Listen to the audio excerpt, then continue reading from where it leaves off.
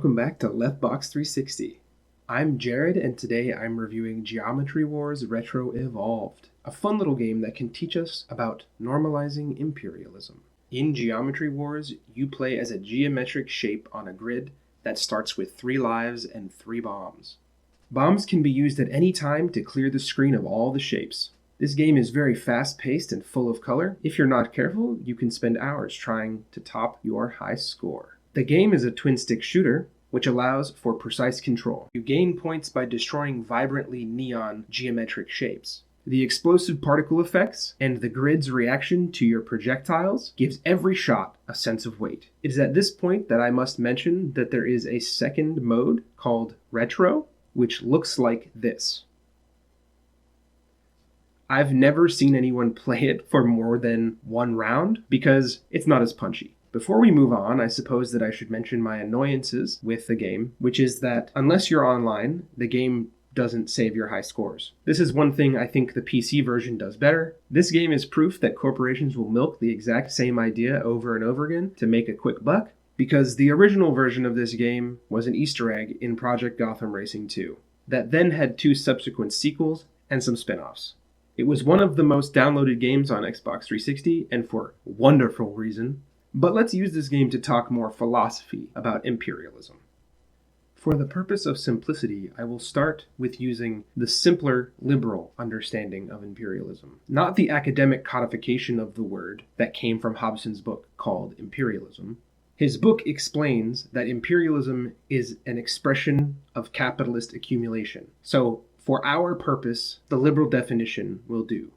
And that definition is that imperialism is expanding a country's borders or influence using hard and soft power. It doesn't matter what the country's ideology is or was, as long as it fits this criteria, they are imperialist. There are many flaws with this definition, however, we'll get to that later.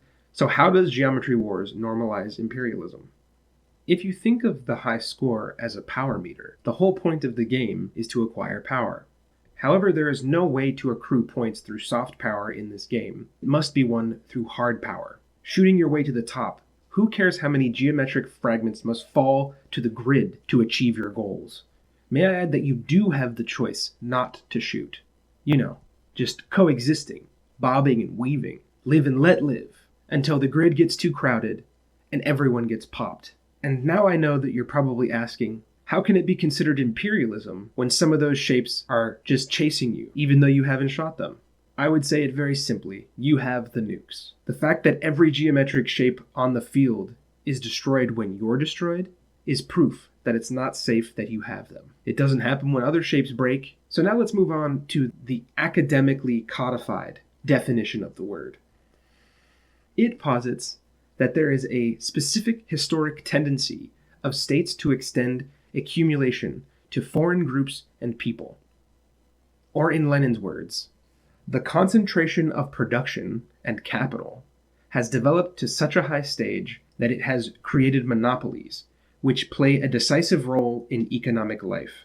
The clear distinction between the two of these hypotheses is that there has never been a state which has not desired to use soft or hard power to expand its influence or territory. So by the liberal definition, every single country that has ever existed has been imperialist. On the other hand, the political and economic definition associated with Lenin encapsulates a defining characteristic of certain states, a characteristic that echoes throughout history and reaches its most distinct and advanced form under capitalism. As said in the beginning, I really enjoy Geometry Wars Retro Evolved.